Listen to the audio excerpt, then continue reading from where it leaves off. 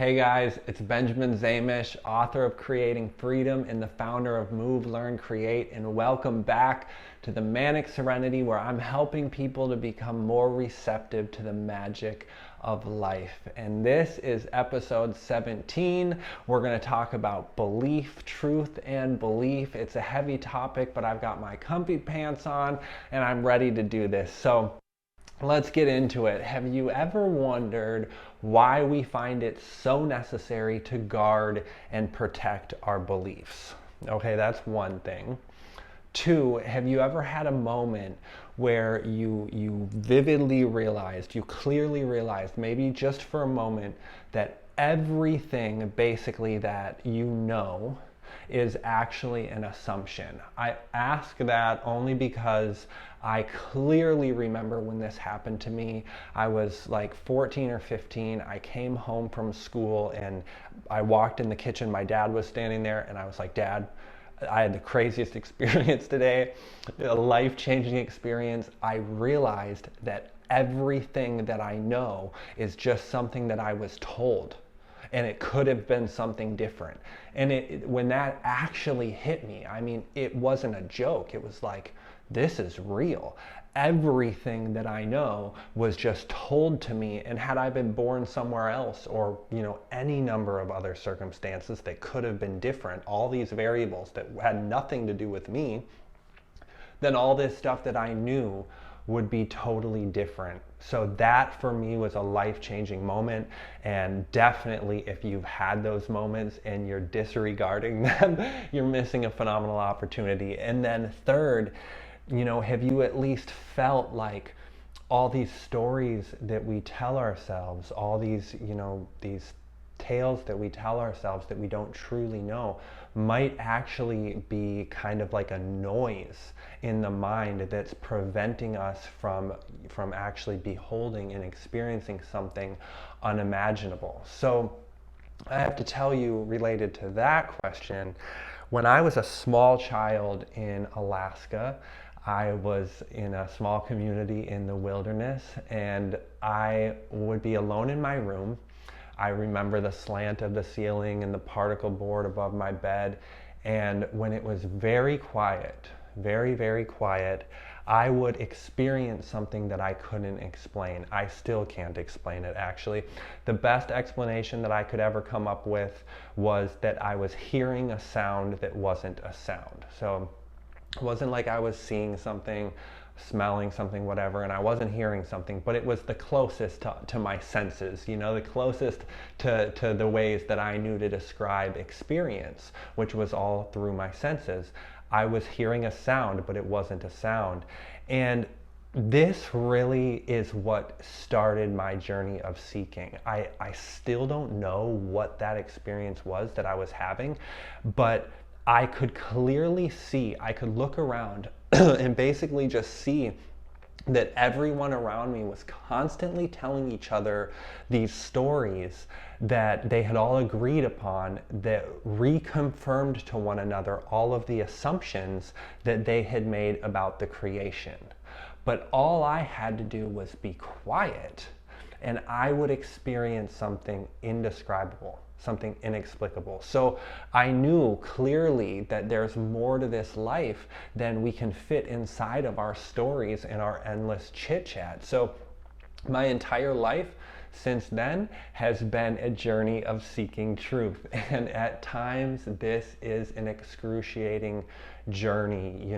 We go out and we function in the world, we connect with all of these people, but deep inside, in our hearts and in our minds, we are walking a lonely path. I mean, nobody really knows. We don't really share these spaces where we're questioning everything, where we're striving to find clarity, to find truth, to come to a place where we can truly say that we know, that we know the truth that shall set us free, that we have found that peace which passes all understanding. Or is it passeth all understanding? I think passeth sounds more biblical. But when we don't give up, when we stick to it and we continue to refuse entry to all of these assumptions and all of these beliefs that we have been told by very well-meaning people, but people who simply do not know, then if we continue to seek and we continue to knock on the doors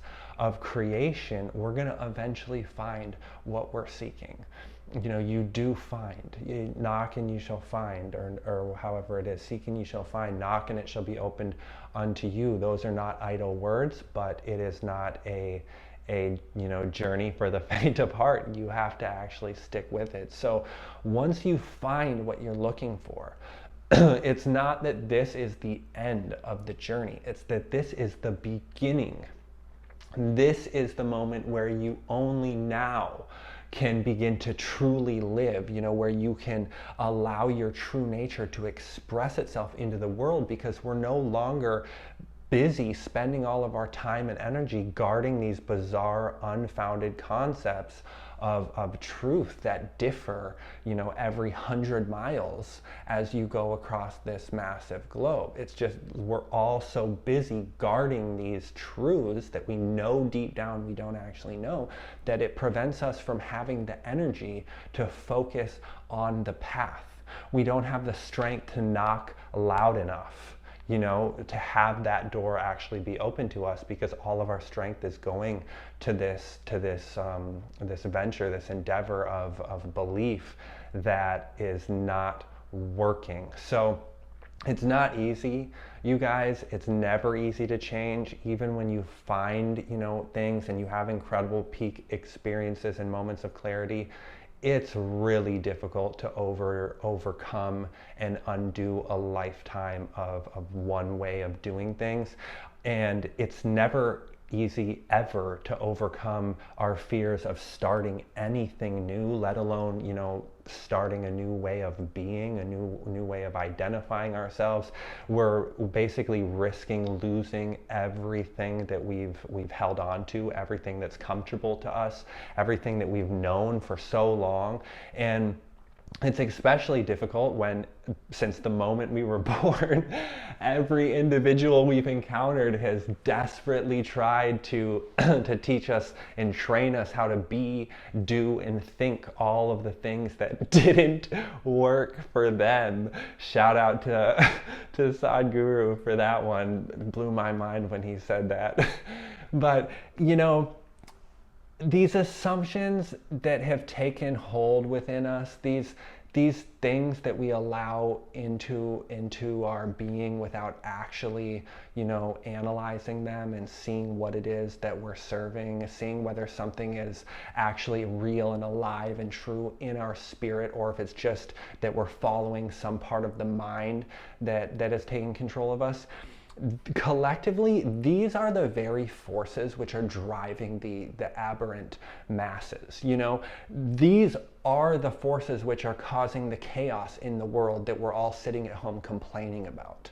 So we're all in our homes, convinced that we're good because we identify with these beliefs that are just in the mind, while the collective mind of society, which is just the sum of all of us as individuals, is going insane. And somehow we're not seeing that we are the problem. Our goodness, our distinctions between right and wrong based on all of these things that we don't actually know, this is the collective problem. So it's very important that we address this within ourselves as individuals, because that's the only way that a transformation on any large scale can ever take place. It's an individual process. You can't shift society. There's no such thing. It's just when enough individuals transform, then shifts happen, because that's just the reflection of so many individuals. So we do not have to live this way. You do not have to live this way, even though the masses are going crazy. I mean, the world is going nuts, I hear. I don't know. I'm having the best year of my entire life. You don't have to live this way. We don't have to allow our lives to be driven by the same madness that grips the world. We don't have to be a part of the ridiculous nonsense that goes across the screen every day at 5:30. You know, it doesn't have to define your experience. Each one of us can seek out the silence within ourselves. Each of us can take responsibility for his or her own journey. And each of us, most importantly, can decide right now to answer only to truth, to embrace only the known. Now, excuse me, when I say embrace only the known, what I mean is to ever venture into the unknown, to ever learn anything and actually know it in your experience, we have to stop embracing the things that we don't know. It doesn't mean that you have to be, you know, suspicious of everyone and judge at everyone. It means the opposite. It means you just have to disconnect, stop embracing and becoming entangled with the things that we don't know. And when we do this, you know, when when we shut our eyes to the projections of mass assumptions, and we choose to no longer identify and align ourselves as an individual, and we just say me, I, as for me and my house, you know, we're not going to identify, we're not going to align with the current socially acceptable level of ignorance and fear and mediocrity. We're going to take our freedom into our hands. I'm going to take my freedom into my hands. You're not being held back by the world. Nobody's holding you back. You're just choosing to align yourself with that world. And so the way to undo that is to just see that your very life is in your hands. And if you see that, then you're going to hold it with care. I mean, I know that you have the best of intentions. It's just that we're not analyzing where we're allowing our energy and attention to go. So once we come to that place where we're ready to hold, you know, our life with care, we start to pour our energy and our attention into the one or two things that we do know. And we do away with all of the distractions and the ventures into these realms of arbitrary belief and basically contrived supposition is what it is, if you want to get really really brutal and upfront about the whole conversation about belief. And when we commit to this new way of being, when you drive a stake into the new earth and lay claim to your freedom here because it's your experience, a new world is going to open up to you, because you're going to see that one truth, an actual experiential truth, naturally leads to the next, because the principles of creation, the principles of the entire creation are the same on every level of experience. Okay, so when you invest yourself completely in one experiential truth, you immediately position yourself to reach higher than you could ever dream or ever imagine while, you know, we're locked inside our prison of so many different kinds of unexamined rhetoric that we all globally are so arrogant to actually call as faith. So when you start to actually see truth and you perceive truth and you align with that truth, then you start to become that very truth which shall set you free. That is how it works. That is the only way that it works. Your journey of involving yourself into, you know, whatever the aspect of experiential truth is that you have ownership of, you know, where you're able to say, I don't know. You know, that's the most powerful piece of experiential truth that you can start with, is I don't know. So you're going to invest yourself, or involve yourself rather, in that truth differently than the next person. You're going to approach it in a different way. But that is the method for how it works. That is the only way to actually get to the place that we're being driven by the desire of life to arrive into. And I just am here to say that, don't give up on this journey. Don't let this pass you by. Don't let your whole life go by where you're just like, yeah, that really resonates, but, I just don't know if I'm ready or whatever. I think I'm just gonna, turn on the news and just kind of check and see what all the madness is going on, or whatever it is that we're doing while we just waste the best hours of our most precious days. So don't give up on this journey. Don't refrain from taking the first step because you're afraid of what might come. Don't be afraid of venturing out on this path. It's the only path that matters. It truly is. Just see that we have so much to learn. We have so much strength to build. We have so much power to inherit as we reclaim our birthright. And that's really what this is all about, is reclaiming our birthright. When we talk about consciously evolving further into the human potential, we're just talking about acting intelligently so that something that is already within us can express itself into the world. This is very simple. This is just aligning ourselves with the natural life process. Every other living thing on this planet is expressing itself fully. We are mishandling the mechanism that we have been gifted with. We are not taking advantage of the incredible opportunity that has been bestowed on us, and we are suffering the results of our own mismanagement.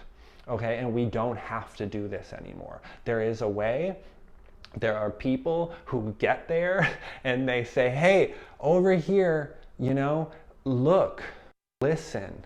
This is real. So begin this work, do this now, take the tools for transformation that are being offered to you. They are very, very deliberately being constructed in a certain way based on the times, the way the mind works of the modern person, and where it is that we're trying to go, what obstacles we face.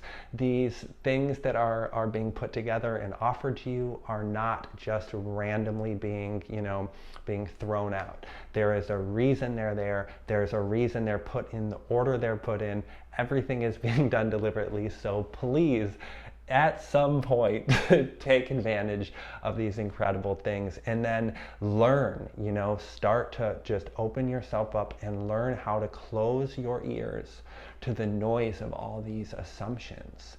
Embrace what is. And I promise you that in that silence, you will begin to behold the roar of a truth which requires no belief. So thank you so much for joining me for this episode. I really, really enjoyed this one. I hope it came off. I hope it was palatable. I'm not trying to offend anyone. Actually, I am actively making serious attempts to not offend anyone.